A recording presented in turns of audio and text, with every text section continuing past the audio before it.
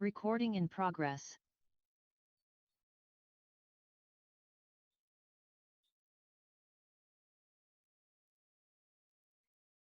Wonderful. And here two people are joining, so we'll start in a few seconds.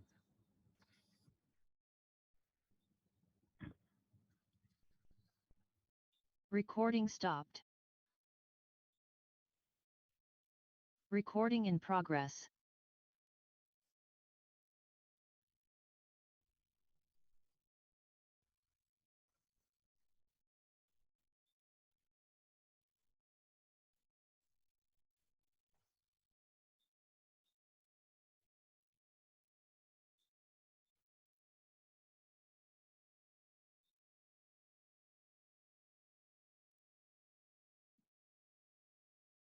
Okay, I think we can start now.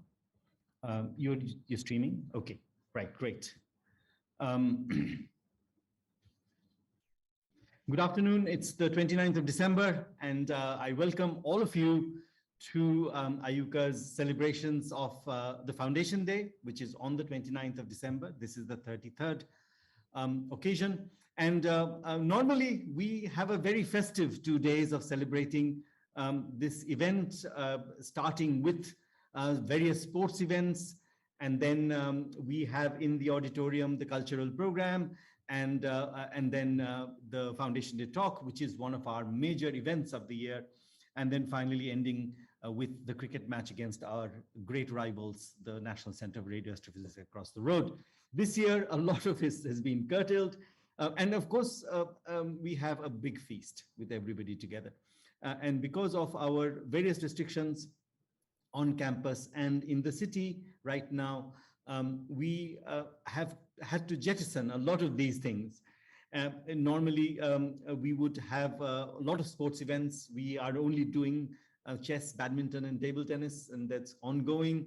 We have, of course, I've gone online, and yesterday we had a wonderful evening of cultural programs online, partly recorded and partly live, online from the people in IUCAA and their families, and it was absolutely stunning, particularly ending up with the short play staged by the students and postdocs. And I'm very happy to say that today we have with us Dr. Shekhar Mande to give our Foundation Day lecture. This is a big event. If you look at the history of the Foundation Day lectures at IUCAA, very, very important and famous figures have appeared and given these lectures in the past. Nobel laureates, people from all over the world. And in particular, the last few years, we have invited prominent scientists, Indian scientists from various fields, from biology, from geology, from ecology, and to come and just outside our general subject of astronomy, to come and give this Foundation Day talk. I'm very happy Dr. Shekhar Mande is here. But just because we are not together in the auditorium to celebrate this, I just wanted to say that IUCAA was founded in 1988. If you remember, in the original foundation, the stone was laid by Professor Narlikar. You can see him breaking the coconut. It was set up by the UGC for a center of excellence to bring together people from all over India to study astronomy and astrophysics and also teach in their universities. We currently have almost 200 such associates who come and go. And of course, the last 2 years have been very unusual. I just wanted to show people, there are young people here who have joined IUCAA much later than this time, including me. I just wanted to show you some pictures from when IUCAA was being built. Our familiar buildings look like they've been there all along, but this is what the Kund looked like when it was being built. And we now forget that there was a place where there were watermelons being grown on this field. And this is what it looks like now. And so, and I hope we'll come back to a stage soon where we'll be sitting around and visiting. So this is our architect, Dr. Charles Correa, who's responsible for this wonderful campus that we have now. And this is what we're used to, right? And I hope we'll get here soon, get all of us together. Dr. Shekhar Mande is our old friend. He, of course, was the director of NCCS on campus here for very many years before he became the secretary of the Department of Scientific and Industrial Research and Director General of CSIR. Very, very, of course, important person in the science running of the country, and very deservedly so. He's one of India's absolute experts on DNA fingerprinting and diagnostics, and he's played a very important role in understanding health diseases, bacteria in various fields. He did his PhD in biophysics, right? He's a physicist because his father was also a very famous professor of physics, of course, Chintamani Mande, who was here in Pune University and then at the University of Nagpur. He grew up in Nagpur and then did his MSc there, PhD from ISC in biophysics. Then he went off to Groningen for a postdoc, and then he was at the Center for DNA Fingerprinting and Diagnostics in Hyderabad for many years before becoming the director here of the National Center for Cell Sciences, NCCS, and then went to Delhi for his current position. Very, very warm welcome to Dr. Shekhar Mande. This also starts off our series of lectures on the 75 years of independence, Azadi Ki Amrit Mahotsav, and this kind of relates to post-independence science in India. And I would pass you on to our speaker today. I'm stopping sharing the screen. Shekhar, please take over. Yeah, thank you so very much for the kind words and for the introduction, and also for inviting me to this very important event. It's an absolute privilege for me to be able to be with all of you here. I have myself attended several past Foundation Day addresses in IUCAA, and I can't still believe myself that I am giving one today in IUCAA myself. So thank you so very much for the privilege to give this Foundation Day address. As I told Somak the other day, that I will talk a little bit about India's post-independent history, especially in science and technology. And all of you will agree with me that history is a much more subjective area than what we scientists are usually used to, rationalizing, debating, and accepting what we think is the truth at that moment. History is way more subjective. There could be differences of opinion in history about even certain events, how they happened, what they happened, and what eventually those events led to in the world. But nonetheless, it's still very fascinating to trace our history, especially contemporary history of how we have done in science and technology. And I thought I will present my views to this very learned audience at this particular moment. So thank you so very much for inviting me. And with your permission, I will now share my slides. Thank you. And Somak, I hope you are able to see my slides in the slideshow mode. Yes, I can see this. No, not in the slideshow mode. You have to do a full screen. Yes, wonderful. Well done, thanks. And I'm now trying to get my pointer on, and then you tell me if the pointer is seen or not. The pointer seen? Yes, absolutely. Okay. Well, so as I said, it's a bit subjective area, but nonetheless, I have taken the chance of talking about this to all of you today. What I want to start with are a group of people who had lived in this particular geographical area, not yet defined as India then probably, but nonetheless in South Asia somewhere, and how these people have been practicing science and technology since a great many number of years. And the first example that I've chosen here, or rather the only example that I choose here, is that of this particular statue from the Harappan period, roughly about 2,500-3,000 BC. And it's a very important figure from that particular point of view. It's an iconic figure because this one is made by bronze, which is a copper tin alloy. And more so, it is made using what is called as the lost wax technique. Now, the lost wax technique is used even today. So there's a continuity of tradition of making statues and figures out of lost wax, which exists, is unbelievable, for more than 4,000 to 5,000 years. And there's, of course, deep science behind this, and there is technology behind it on how to make it, how to cast the metals, and so on and so forth. And it's amazing that these kind of things have existed in this part of the world for such a long period of time. And in fact, if we take ourselves to even further before the Harappan period, we actually go to something like anywhere between 100,000 to a million year old geographical region. And this rock, although it's not dated, I have photographed it myself only last week when we were hiking in the Aravallis near Delhi. And this site is very rich of this kind of artifacts which are lying on the ground all over. So much so that there is also a rock shelter and there are also rock paintings which probably date back somewhere between 50,000 to 100,000 years old. What I want to say is that a group of human beings have always inhabited this particular area, geographical area, for several tens of thousands of years and have used science and technology for their benefit throughout. What you see here, of course, is a stone tool.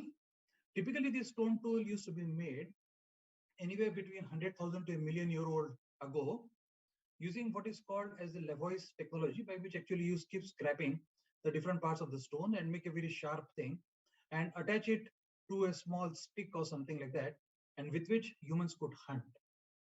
Now remember, this is the hunter-gatherer area of Homo sapiens, or human beings. The colonies were made much later, as we see in Harappan period. By then, the colonies were not only made, but there also existed by the time of Harappan period a great amount of prosperity and affluence by the time we reach Africa, the Harappan period. But this is much, much pre-Harappan. It's a prehistoric time. And people living in this area also have used science and technology for their own benefit. Essentially points out to the fact that human being as an animal has always been a very curious animal and has always used the tools around us and the nature around us for our benefit and to make our life easier. And this is a very shining example of this.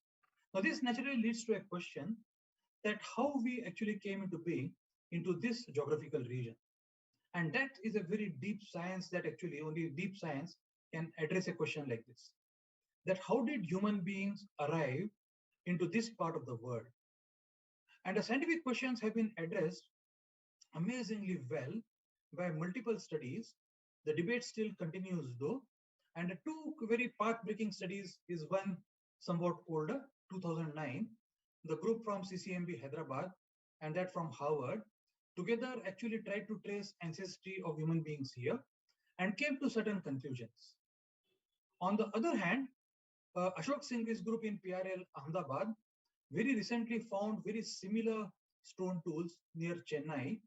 And from that, they have actually come to a slightly different kind of a conclusion than the particular paper of Lalji Singh and others.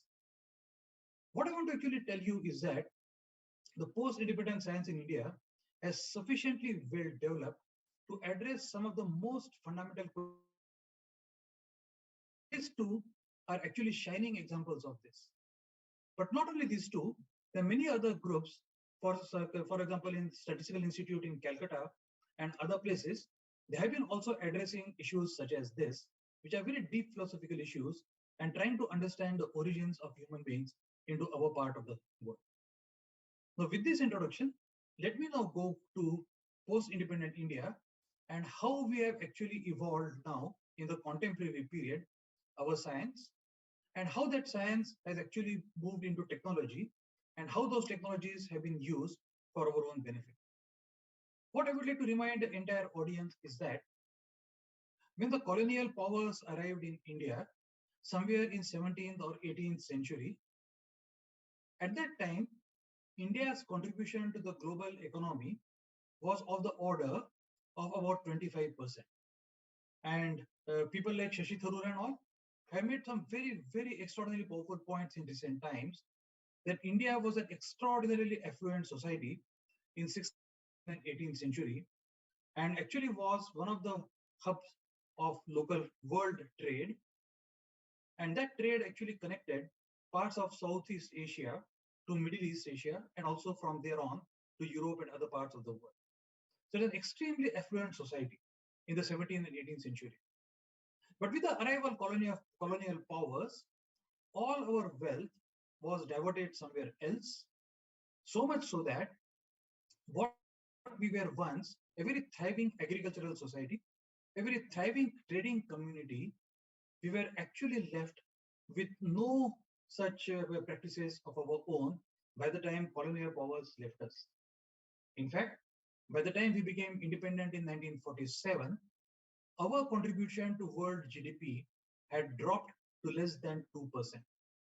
So that's an enormous drop from 25% to 2%. And how many trillion dollars were actually siphoned off from India is unbelievable. I mean, it's an astronomical number for those who are members of IUCAA, that how much money was being taken away from our society. So what was once a very thriving society, founded essentially on very strong principles of science and technology, great many discoveries were happening in this part of the world.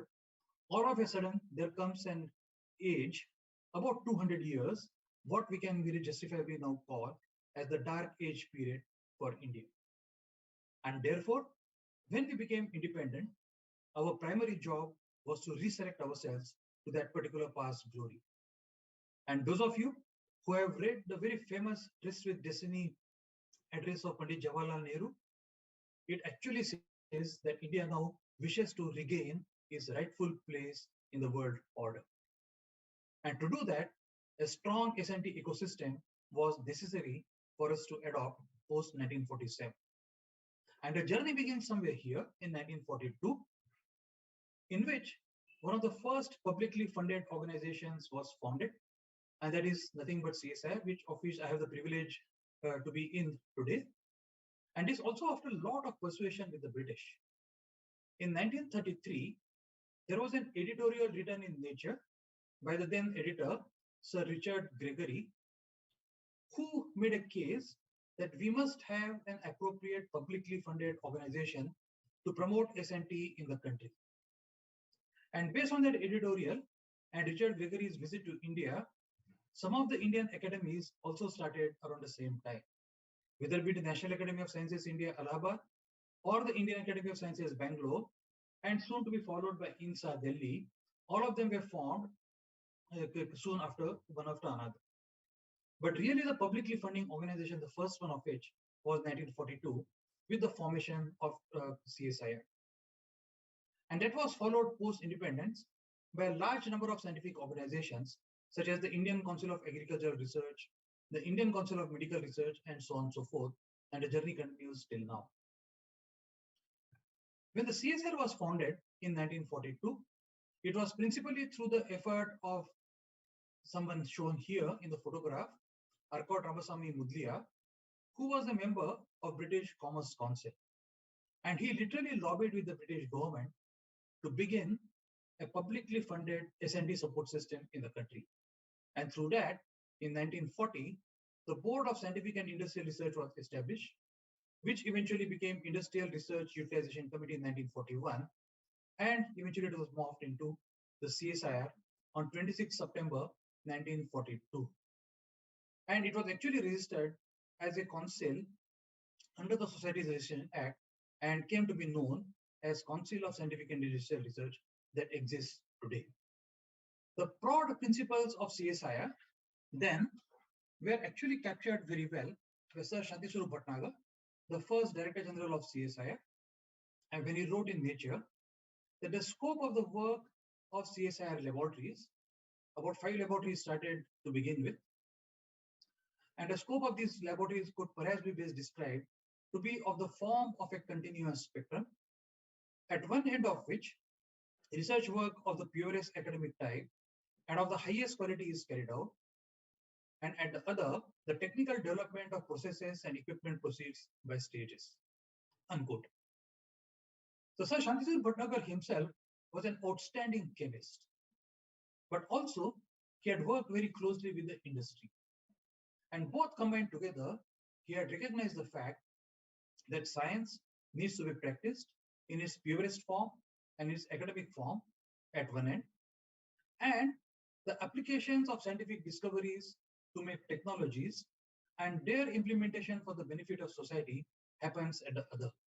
But it actually exists as a continuous spectrum.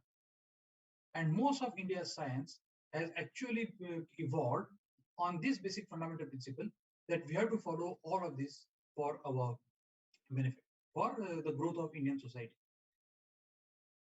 Now, it cannot be but emphasize the fact that Shanti Swarup Bhatnagar, having recognized the fact that discoveries of science made in the laboratories can be taken to the society by a strong collaboration with the industry. And therefore, he actually contacted the Tata Trusts at that time, and the Tata Trust actually came up with a very generous grant to CSIR. Right? I mean, let us see that is 1940s, early 1940s, and the Tatas gave actually 1/5 of the grant to CSIR to start our 5 laboratories. Not only that, JRD Tata made an appeal to general public of India to donate money to do science and technology. And it's amazing. If you think of it today, what we call as crowdsourcing, essentially this was an attempt to do crowdsourcing. And through that particular appeal, JRD Tata was able to raise rupees 44,000, a large part of it coming from the Calcutta Mercantile Association. And this money was used for the benefit of CSIR then. And of course, a small hilarious statement in this particular letter of JRD Tata to Sir Shanti Swarup Bhatnagar is that he was rather disappointed that despite such a large money, his own people from Jamshedpur were able to raise only rupees 501. So JRG was rather disappointed that Jamshedpur people had not contributed to the crowdsourcing. What you see here are some of the very important letters from that period of how JRD and Shanti Swarup Bhatnagar were in constant touch with each other, continuously discussing how does India's science and technology actually takes further shape. And JRD continued his interest in many matters of science and technology till the very end. And what you see here is a picture from the 1960s, where he is chairing the Executive Council of CSIR's National Aerospace Laboratory. And India's space program, India's defense program, and India's civil aviation program was very strongly founded by the guidance of people like JRD here. Also in the picture is Professor Satish Dhawan, Dr. Vikram Sarabhai, Shanti Swarup Bhatnagar, and others. And that's how India's S&T foundation post-independent were actually laid by multiple people and multiple visionaries of that particular era. Close to mid-1940s, it was recognized that India should also have institutions which follow basic fundamental research. And by 1945, the trustees of the Sir Dorabji Tata Trust had decided to sponsor an institute for fundamental research, what today we call as the Tata Institute of Fundamental Research. I should remind you that ISC also was primarily founded through the efforts of none other than Swami Vivekananda and Jamshedji Tata, and ISC had started much earlier. Right? I mean, in the early 20th century, ISC was founded. By middle 20th century, the Dorabji Tata Trust once again decided to found an institution like TIFR.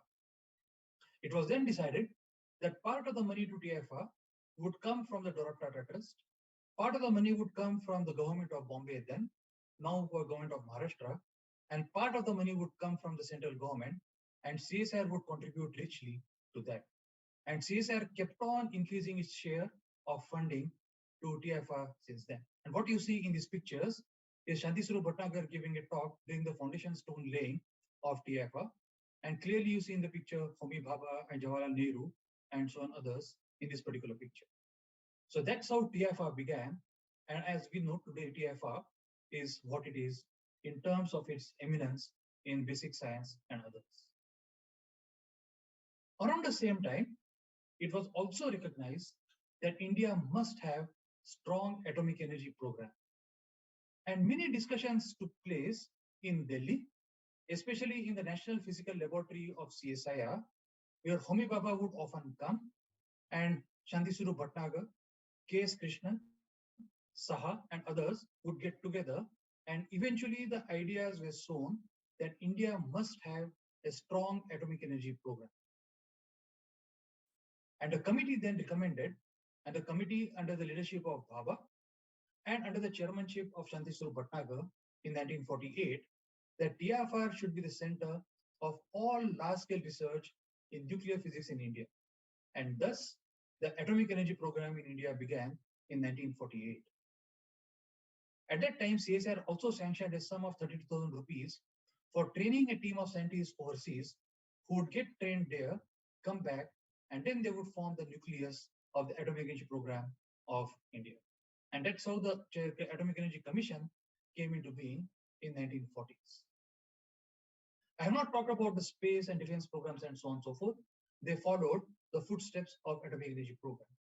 The space program actually started from Ahmedabad with a strong support from Atomic Energy Commission, and then very soon it took shape, and the rest, as they say, is history. One of the major challenges in the post-independent India in 1947 was how we are going to implement S&T-based solutions for the benefit of our society. As I told you, we were deprived of almost everything in 1947. So much so that we were not even self-sufficient in making our own food. We had great amount of deficiencies in our agriculture. We had practically no industry existing in India, and we had to start from ground zero. The first and the foremost challenge was to implement a democracy in the country. We adopted democracy as the vehicle for governance, and the first challenge was how we are going to implement democracy so that every eligible citizen gets the right to vote. And trust me, most of the world was watching with anxiousness, a great anxiousness, whether India is going to be successful as an independent nation or whether it would fall apart without much progress. Believe me, about 60 or 70 countries became independent around that particular time, plus minus 5-10 years. India stands out as a shining example of having made so much progress in the last 75 years, like one of those 60 or 70 countries. And plenty of examples exist in our neighborhood as well. So if you look at today, we can roughly divide our period into 4 or 5 different eras. The pre-independent era, where we have large number of individuals who are excelling in science in India, the Ramans, the Sahas, the Boses, and so on and so forth. But then came the era of self-reliance, when we decided that we have to become self-reliant on almost everything. And I'm going to come to examples of some of these very soon, very popular examples of this. The 70s to 90s era was a technology denial era. Many of the countries around the world thought that India is an emerging superpower and it ought to be reined. And therefore, many technologies were denied to India. But nonetheless, our agencies, such as ISRO and Defense, they worked par excellence to develop those technologies within India. And today, because of all the hard work that we have done in the last 75 years, I will come towards the end of my talk that how we aspire to be a global S&T leader in the coming 25 years. As I said, the first and the foremost challenges was that to implement democracy. But trust me, implementation of democracy for a nation of about 350 million people in 1947 was no ordinary task.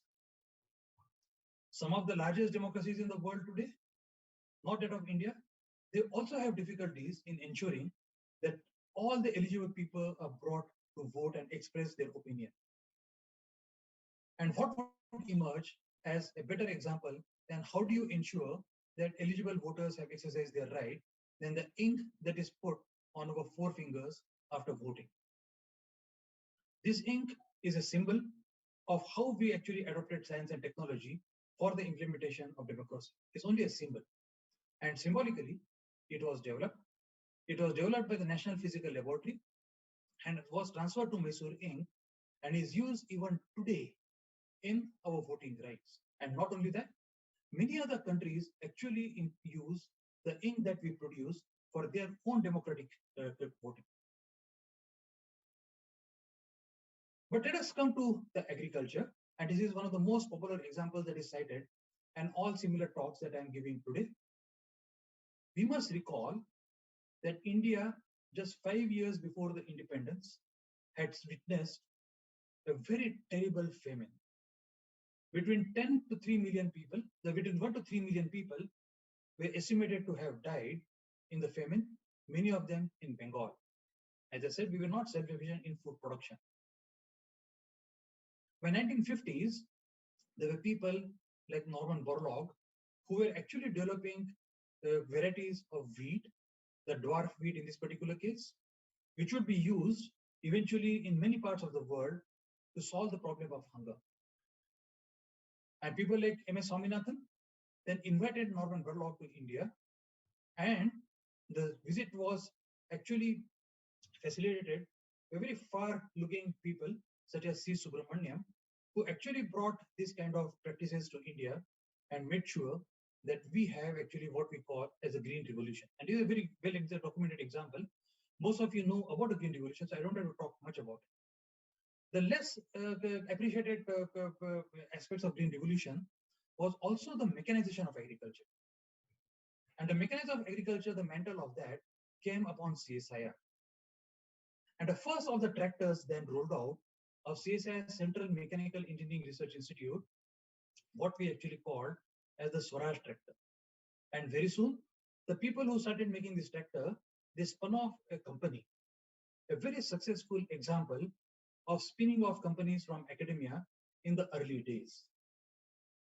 And not only that, many agri-pesticides and all were also developed in CSIR labs, and together with the adoption of good agricultural practices, adoption of new varieties of crops, and with mechanization of agriculture, India was eventually effective. India was able to implement the Green Revolution, which, as I say, is history. But there were many other complicated matters as we were progressing since 1947. Agriculture is only one aspect. Promotion of industries is another aspect. But there are many other complicated situations such as this. Now, to think of it, the life before 1947, when 30 different kinds of calendars existed in India, is phenomenally complicated. Different parts of the country were using different kinds of calendars.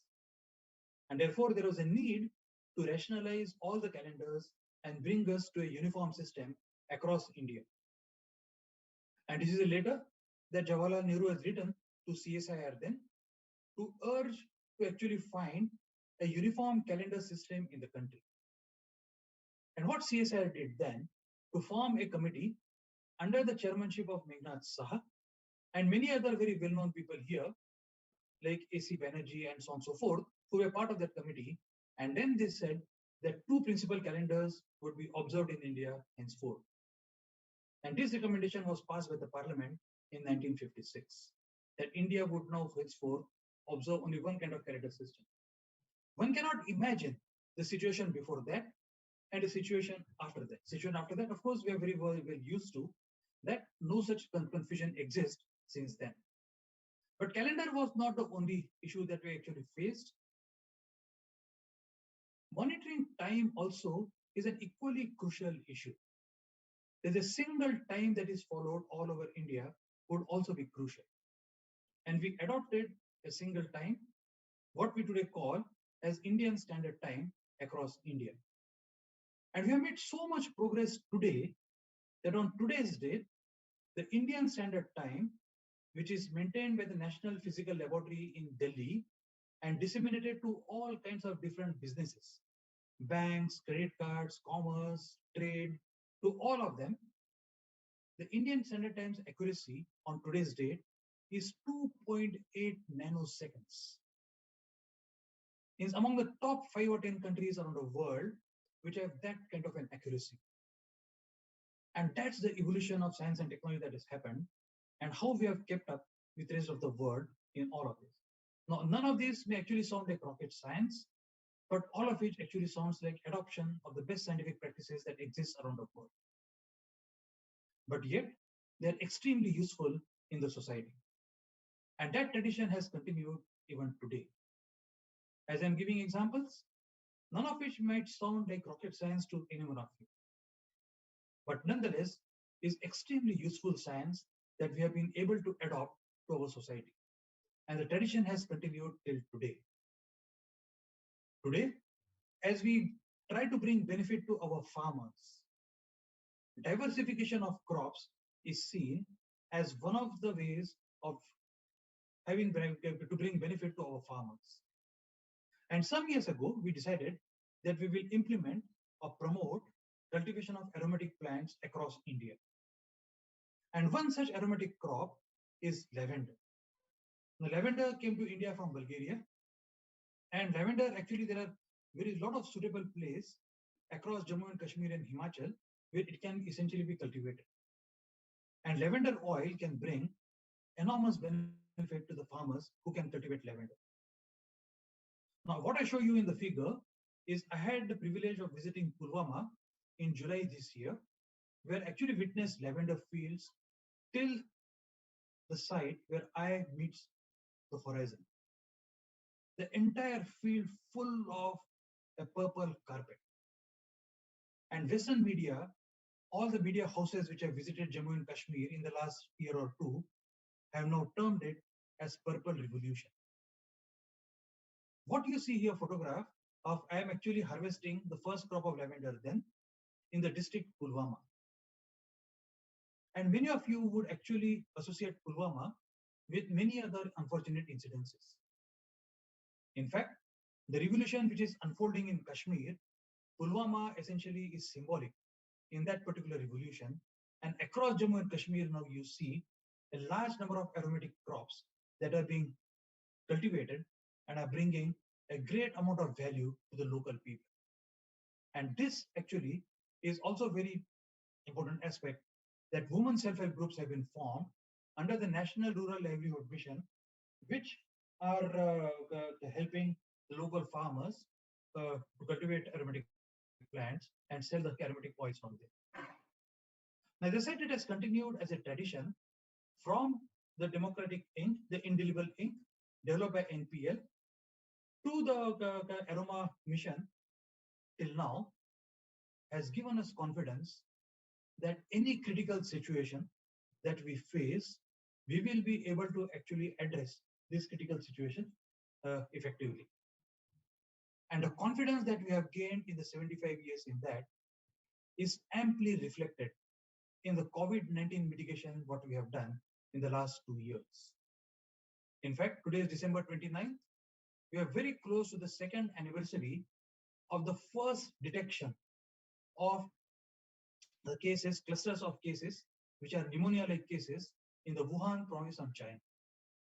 And in fact, by 3rd January, it was recognized there's these clusters of pneumonia-like cases were due to a new kind of coronavirus, which is the SARS-CoV-2.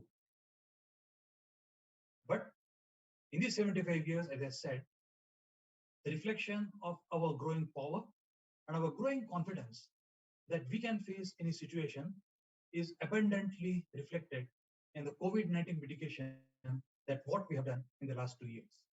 And I'm going to give you a couple of examples of this before moving to our future aspirations. Some of the fantastic innovations based on very deep science, as the world was looking at RT-PCR, and RT-PCR is a technique to measure the RNA within the virus and to find out if a person is infected with the virus or not.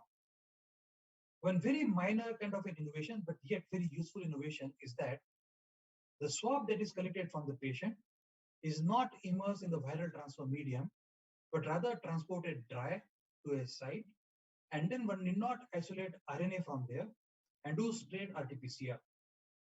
Now, this way is very different than doing the standard RT-PCR that is done globally. That the swab is immersed in the viral transfer medium, then one goes to a lab, isolates the RNA, and does the PCR on that. Now, this innovation that one does not need viral transfer medium takes about half the time and saves about 30 to 40% cost, and therefore increases the throughput about 3 to 4 fold. Now, this is not rocket science, but yet is an extraordinarily useful innovation that we have been able to do in the last 2 years. But this on the left-hand side is rocket science. This is the world's first CRISPR-Cas-based COVID-19 testing. What has been termed very proudly as Feluda, FN-Cas9 linked, enzyme linked, universal detection assay is what actually is the CRISPR-Cas based technique to detect the coronavirus and marketed very proudly in the market by the Tatas and what is termed as Tata MD check. This one actually is based on very deep science. So the group in Delhi, in the Institute of Genomics and Integrative Biology, who had been working on CRISPR-Cas technology for the last few years, they were able to very quickly repurpose their work to evolve this particular technique. And that's fantastic. And it's a great example of innovation, which combines very deep science and a very deep innovation for the usefulness of the society. While the world was grappling with the containment of coronavirus, we were among the first people in the world, much before even the World Health Organization acknowledged the fact, and much before the CDC Atlanta acknowledged the fact, and any other countries actually still waking up to the fact. Indian scientists were the first ones to recognize that this is an airborne disease, that the virus is trapped in aerosols, and a person who is infected with these aerosols emits these aerosols, exhales, while either talking, while coughing, while sneezing, and therefore, any other people in the vicinity of this person are at risk to inhale those aerosols and are at risk, therefore, to develop coronavirus or SARS-CoV-2 or COVID-19. Our scientists were among the first ones in the world to have recognized the fact it's an airborne disease. In fact, if you see, in last year's July, I had myself written a blog on the airborne nature of SARS-CoV-2, at least 4 months ahead of the fact that WHO called it is an airborne disease. And because we were very early in recognizing it as an airborne, we are also able to come up with guidelines of how we can reduce the risk of transmission. And the guidelines essentially say that if we spend a lot of our time in open areas, the risk of transmission is low. If we spend a lot of time in closed areas, in not so well ventilated areas, the risk of transmission is very high. And that's common because aerosols remain suspended in less ventilated areas for a longer period of times. And if you want to ensure that these aerosols have inactivated virus, or the virus can be actually sucked out and inactivated, we also came up with some very elegant solutions. In air-conditioned rooms, as you know, air is continuously circulated, and part of the air is mixed with fresh air. Sometimes the entire air is circulated within the room. And the air which actually comes into the room, if it is treated, then we can actually inactivate the virus that comes into the room. And the treatment of the air is very simple, not rocket science again. One can simply use ultraviolet light to kill the virus in the circulated air. The only challenge is to keep the ultraviolet light away from human beings so that it does not have bad effects on the human body itself. So concealed ultraviolet light in the AC ducts is a very powerful way of reducing the risk of transmission in less ventilated areas. And we have written letters to many, many people around the country. And I would like to urge all the academic institutions who are attending my today's talk to implement this solution in your auditoriums, in your lecture halls, and so on and so forth, or in your offices, which use air-conditioned and less ventilated area. And we have been able to install this particular solution in a place no less than the Parliament of India. We have also used this in the railways. We have demonstrated that AC railway coaches and the AC buses can also be fitted with this particular solution, and that reduces the risk of viral transmission in the less ventilated areas significantly. Simulations done in the lab show that the risk is reduced by as much as about 50 to 70% of transmission in these areas. And therefore, I would like all of you to urge to adopt this kind of solutions to reduce the risk of transmission.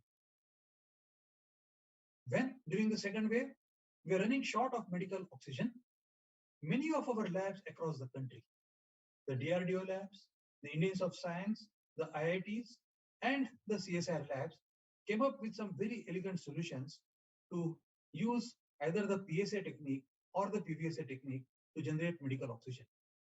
And on today's date, a large number of such plants have been implemented across many districts in the country, and across many different hospitals.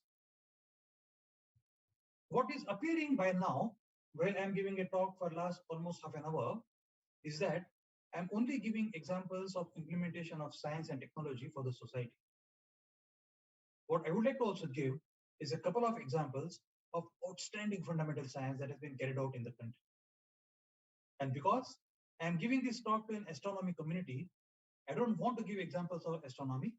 You're all aware that contributions of Indian astronomy post-independence have also been extraordinarily good. I want to give examples from area which is closer to my heart, and it is biophysics and biology. The first of the examples that I have chosen is absolutely fantastic work, absolutely outstanding work of the highest quality, was carried out in a corner of the world called University of Madras in Madras, then Madras, now Chennai, and was carried out by a person called G.N. Ramachandran. As we all know, the structure of biopolymers was being hunted very seriously around the world in the 1950s. A biopolymer, like a polypeptide chain, its structure was proposed by Linus Pauling in the form of alpha helix and beta sheets, and that's a legend by itself. The biopolymer DNA, its structure was elucidated by Watson, Crick, Rosalind Franklin, and Maurice Wilkins in 1953, and that also is a legend by itself. Close on the heels of these two major discoveries in the biological field was also the structure, the triple helical structure of collagen, determined by none other than G.N. Ramachandran, and no less significant than alpha helix or DNA. Ramachandran became known globally instantly. He became a hero across the world in the field of biology. And in fact, he founded the field called molecular biophysics. There are very few scientists who are credited to have begun a field by themselves. And G.N. Ramachandran truly began the field of molecular biophysics.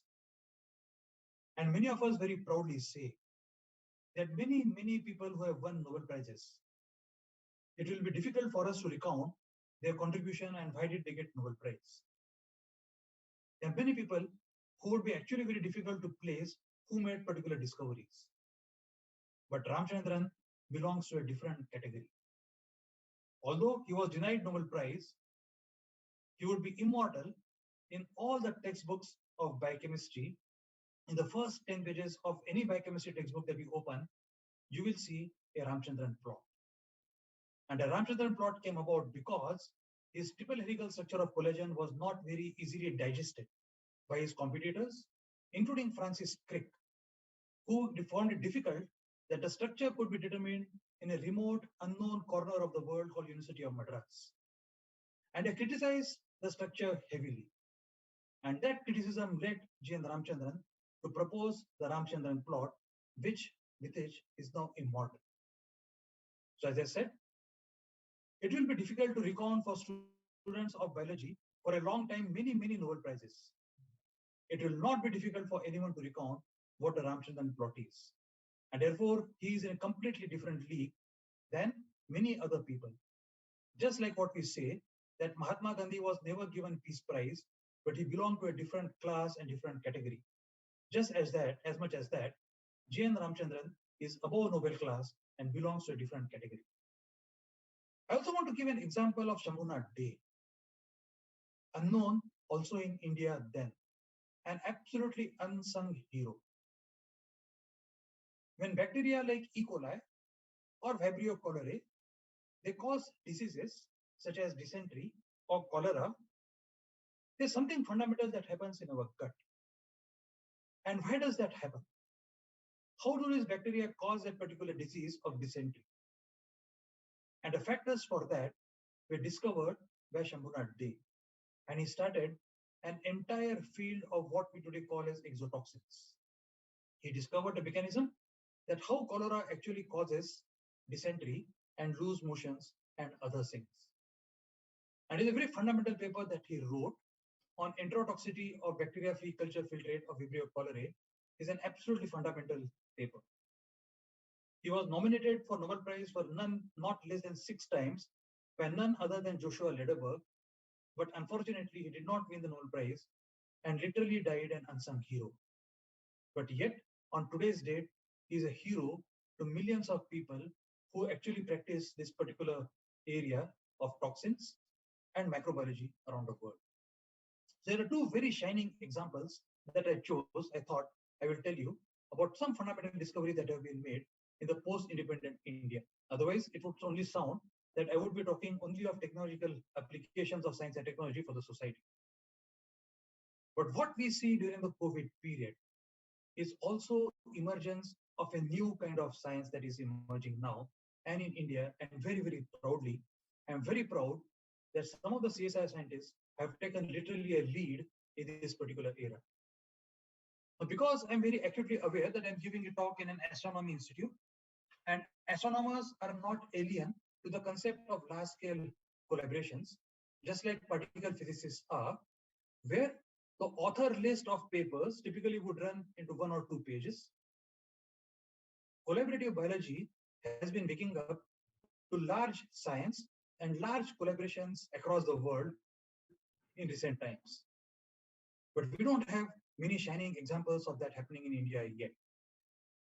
But what I'm presenting here, 2 such shining examples, both coming from CSIS laboratories, is one example on how Delta variant, the Delta coronavirus variant, actually led to such a sharp rise in the cases, a surge in the cases, published in October issue of Science earlier this year. And similarly, a cohort of large number of people whom we have actually done the survey of presence of antibodies has also received very good attention around the world. These 2 actually studies mark a watershed in Indian biological science.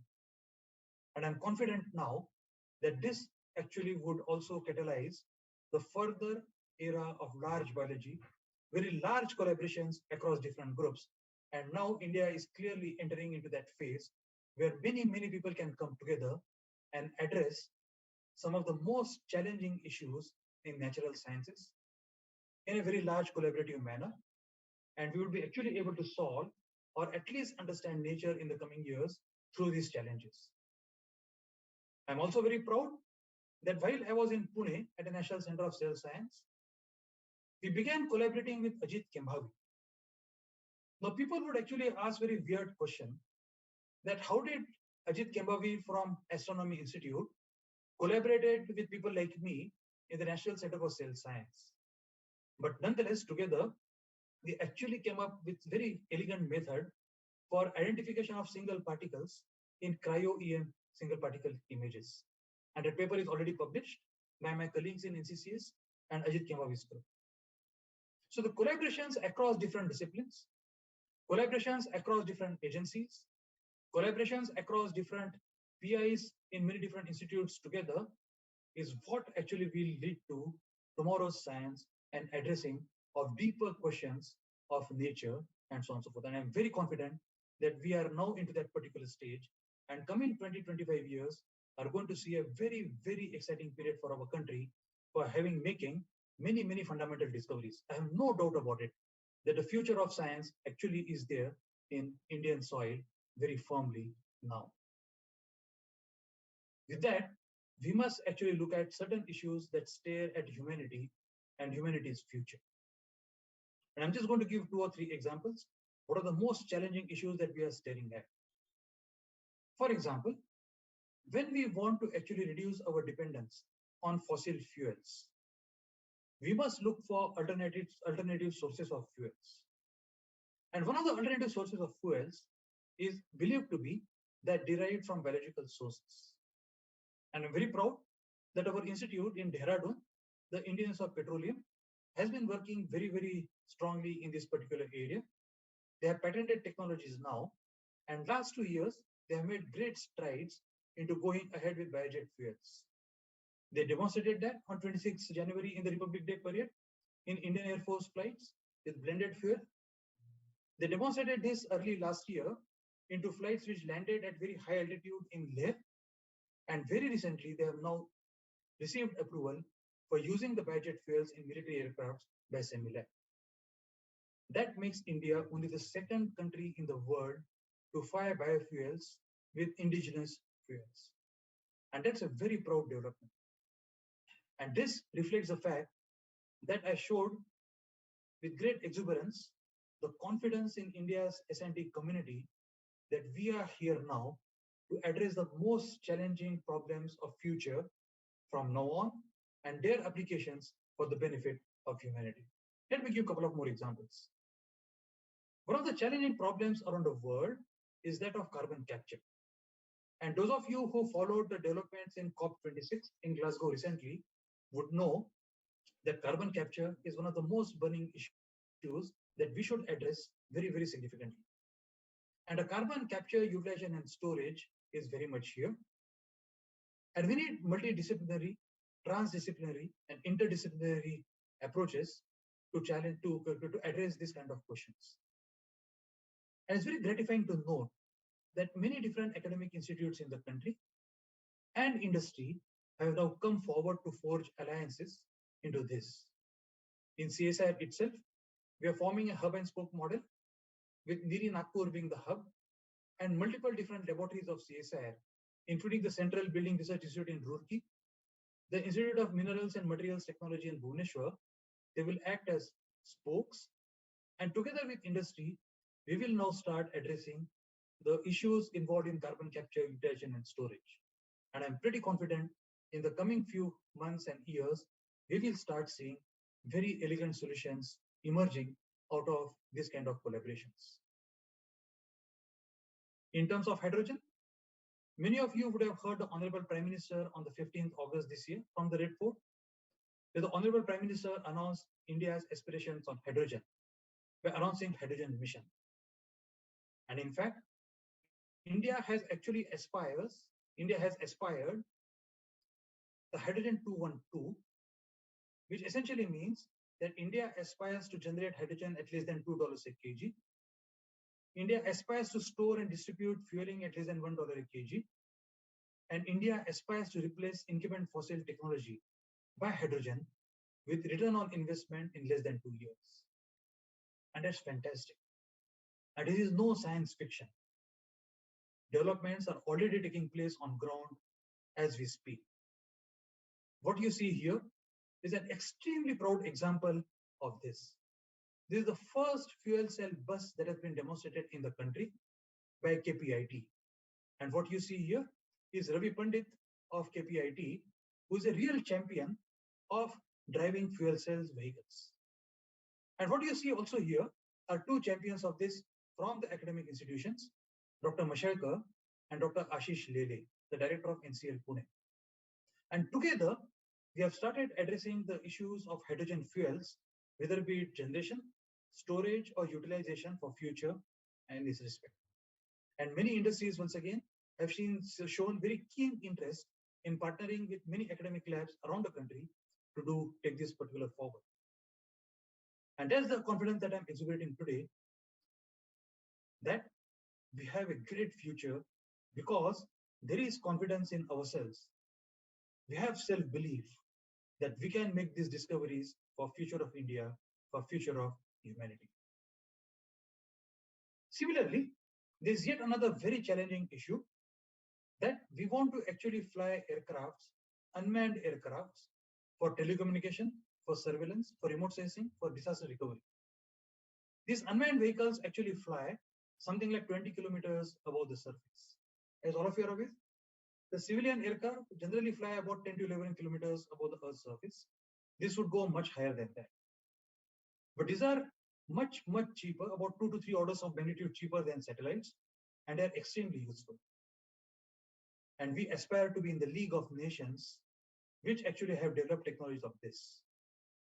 And we have committed ourselves that by 15th August 2022, we would have demonstrated the first flight of these UAVs around the world.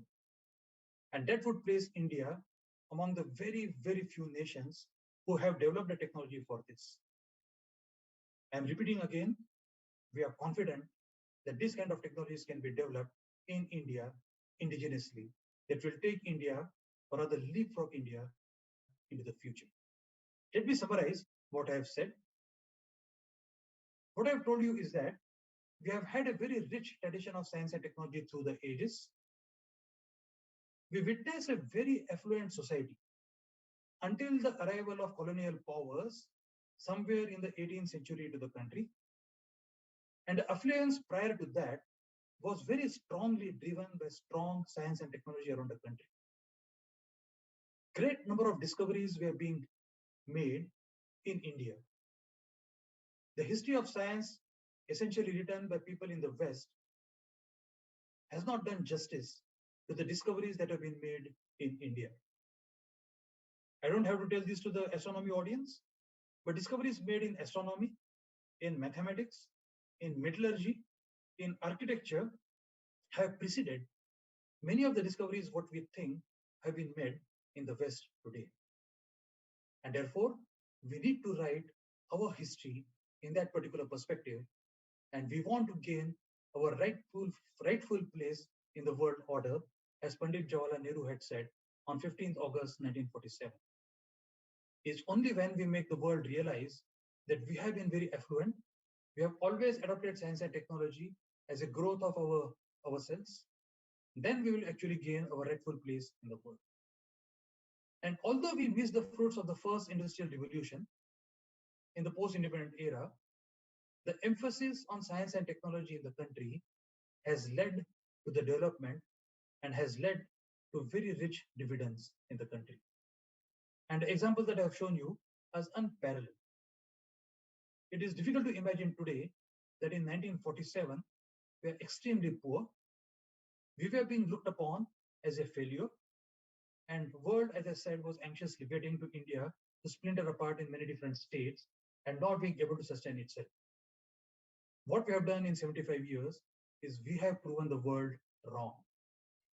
Not only that, we have demonstrated very effectively by adoption of science and technology that we now are on par with our intellectual power and with our technological power, no less than any other country in the world. And as we continue our journey into the future, our focus therefore must be on the future of humanity and the future of our planet. The people in our geographical region have always stood for the peace of the world. We have never had ambitions of being colonial of any kind. We have not had ambitions of ruling over the world. We have always promoted peace through the ages. Either be Gautam Buddha or Mahatma Gandhi, we have always professed peace for humanity. And it's through science and technology, and through the integration of science and technology, and that of human happiness and mind, that we will be able to actually secure humanity's future and that of the planet, if we actually remain our focus on very strong modern science and technology. I hope that I have not bored you with facts and figures. I do hope that some of the examples, although they sound very subjective, are effective in explaining the way of point that I was trying to explain, that we indeed are a very proud nation on celebrating our 75 years of independence, and we have great aspirations for humanity in the coming time. Thank you all very much for your attention, and thank you so much for giving me this privilege to speak before you on the Foundation Day of IUCAA. Thank you very much. Thank you very much. Thank you. A wonderful applause for a great talk. Thank you so much, Dr. Shekhar Mande, for honoring us with this talk. We have in this audience today on the IUCAA side, you can see on Zoom our academic community, also some members of our governing board, and our friends are here. Our associates are here. Professor A.C. Pandey, who's the director of the other Inter-University Center in Delhi, is also here as part of our governing board. I also must mention that Dr. Shekhar Mande is actually part of our governing council, has been a member of our governing council. And so a lot of people are here. And on YouTube, there is also a very large number of people who are watching this. Some of our governing board members are there as well. Now, I would like to see if Dr. Mande has some time for answering questions or responding to comments. Please, if you have any questions or comments, raise your hand using the raise hand issue, raise hand symbol here down in the reactions. and I will unmute you. And I would request Samir to see whether on YouTube there are any questions. If you are watching on YouTube, please write your question in the box there and we will raise this. The first hand up is Dr. Kanak Saab. Kanak, go ahead. Thank you, Dr. Mande. Very nice presentation and talk. I had actually a bit of a different question on what you're doing on the from the CSIR side. I wanted to know if you have some plan to integrate the university with the CSIR. Like how does like is there any plan from the CSIR side to integrate or The university system. the university, the science to prove for the development of the science in the university side? Yes. So I think that's a very good question. I mean, sorry, I wanted to clarify that for my knowledge, as far as I know, that there are already some funding opportunities the CSIR does give to the universities and other. But on top of that, is there anything else, and or if you could like highlight some? Yes, I will go beyond funding because as you know that CSIR does give small grants. They are not very large grants like the DST and DBT give, but CSIR also gives small grants. We also support fellowships and so on and so forth in universities. But I'll go beyond that. Yeah. We are very interested in promoting science and technology in the universities. We have a portal called Analytics CSIR, if you go to that, where we have listed all the infrastructure that is available in 37 labs of CSIR, and that is open for use for any academician in the country. Right? I mean, that's one thing. But we are in the process of some sort of reforms at this moment as we speak. And the reforms actually are being formulated. And we are hoping to write a cabinet note on these reforms. And one part of the reform is actually to establish what is called as CSIR associated laboratories in universities. On a very similar pattern like CNRS, that we would support professorships in the universities and will actually support the formation of units within the universities for doing translational work. I'm saying translational because one of the strengths of CSIR is its connect with industry. And is one of the traditional weaknesses of the universities.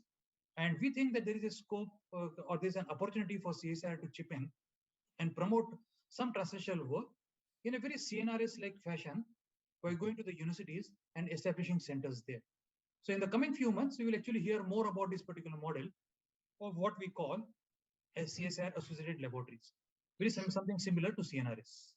Okay, that's fantastic. Yes, very nice.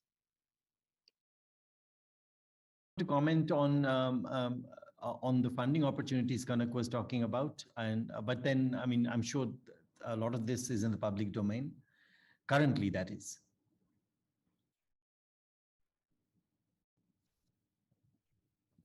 Sorry, can you hear me?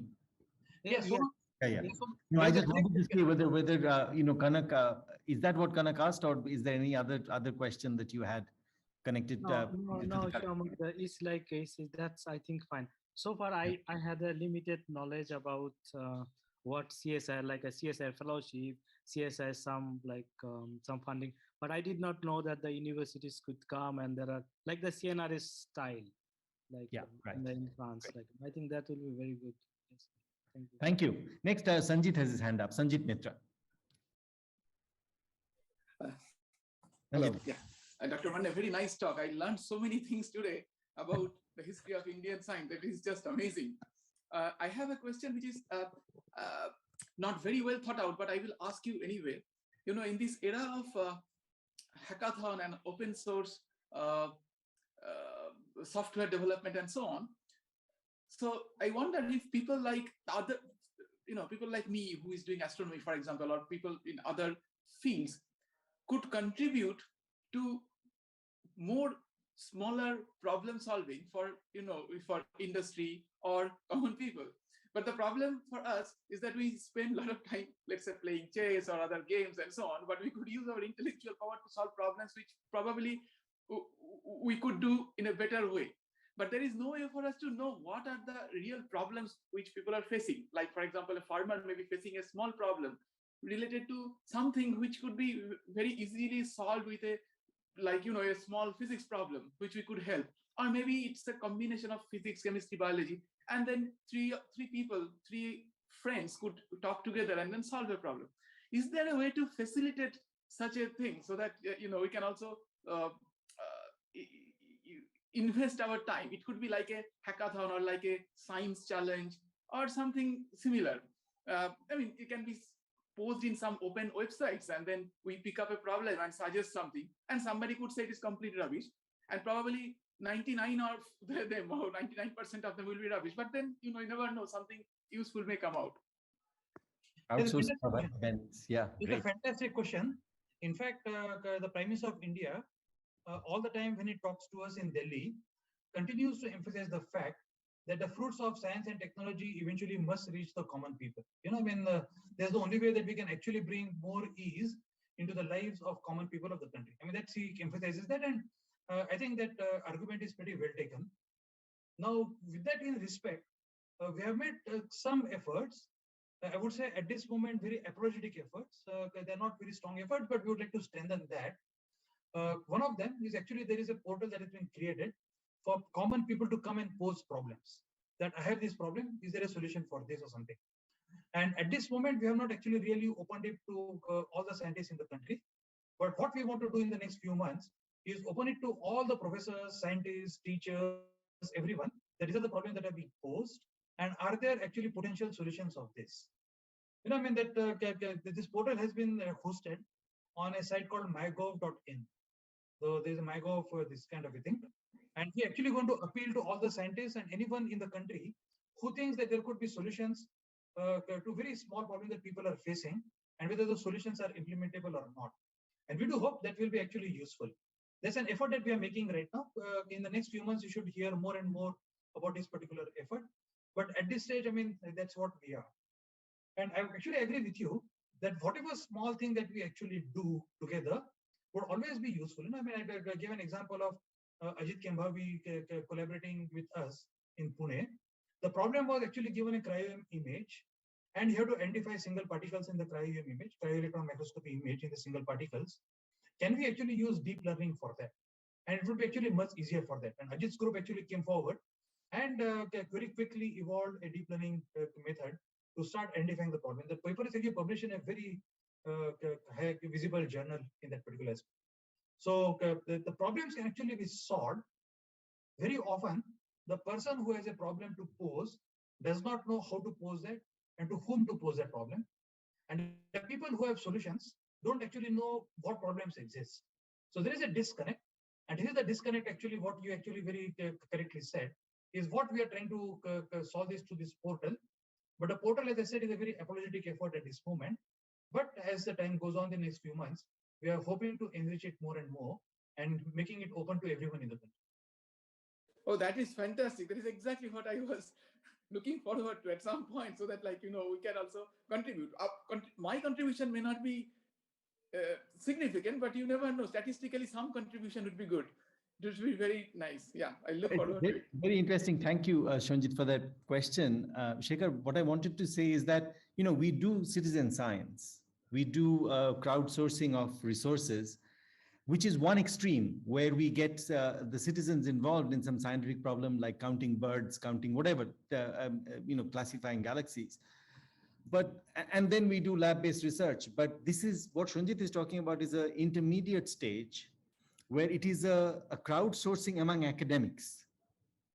And that has not really been tried. And I think this is, this CSIR or something like that can take an initiative to do that. That would be fantastic, because we're not going out to the people, but we are going out to professionals who have certain skills.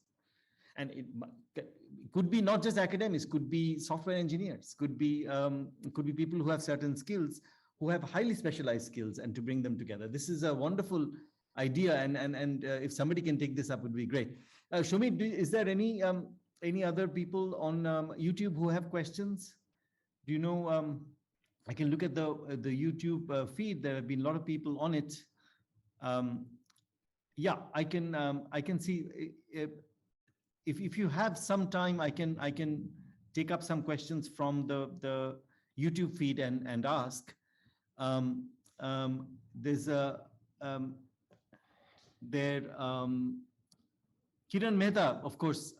Kiran is one of our regular audience members who is interested in all the events there. And Kiran has asked a very interesting question. He says, school and college level participation in global science and technology collaborations can be made mandatory, so that once in every few years one can have school and college level participation in collaborating with scientific labs and institutions.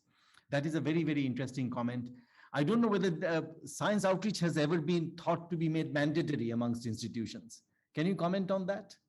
I mean, we know that we voluntarily do a lot of science outreach, but actually working with school, college students, etc., has there been any attempt to get research institutions actually incentivize them to do this kind of outreach?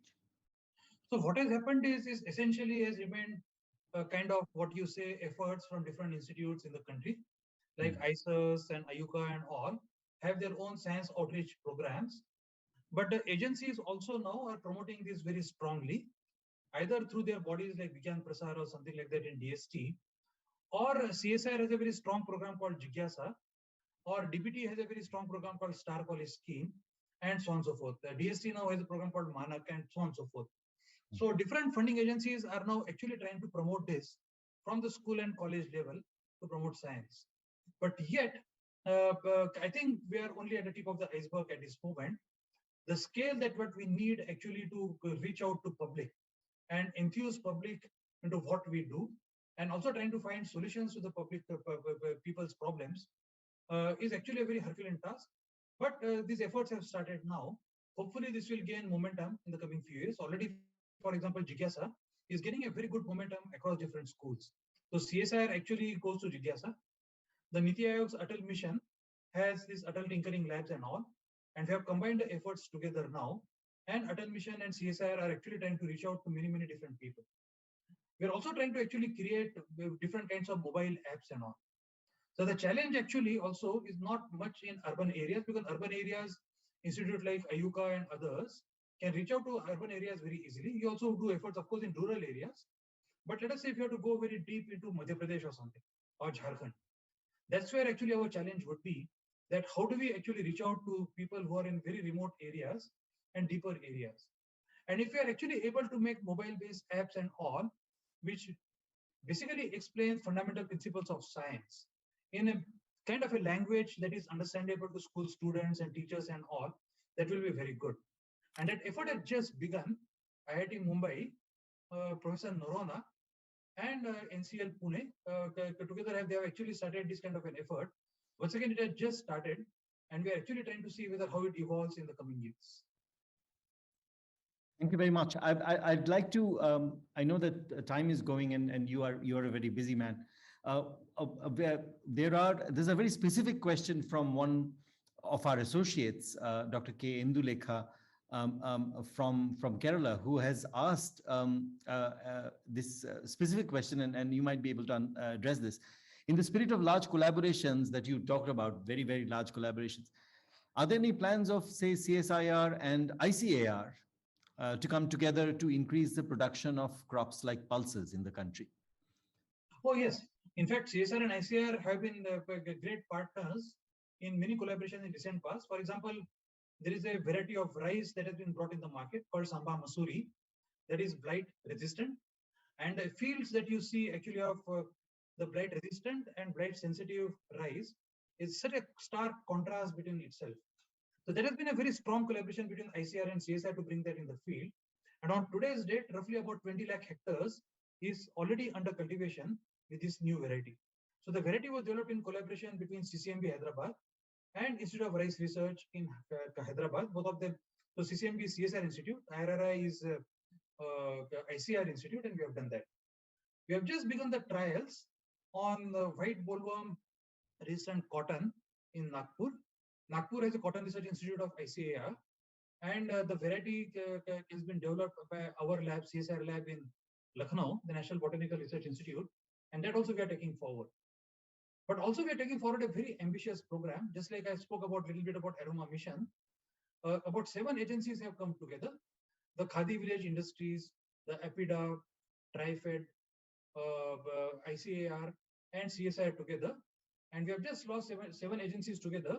We have launched the Floriculture and Honey Mission, that we want to promote floriculture at a very large scale, and also honey derived from each kind of characteristic flowers. And that also there is seems to be an untapped potential that exists in the market. So these are all the collaborations between different agencies. I mean, that's the kind of agencies. And we do believe that it's only collaborations of this kind that will be useful for people at large. Thank you very much. I think we hate to end this program. It's been a very, very enjoyable evening. And please join me, everybody, to applaud Dr. Shekhar Mande for this amazing talk. And we deeply appreciate you giving your time.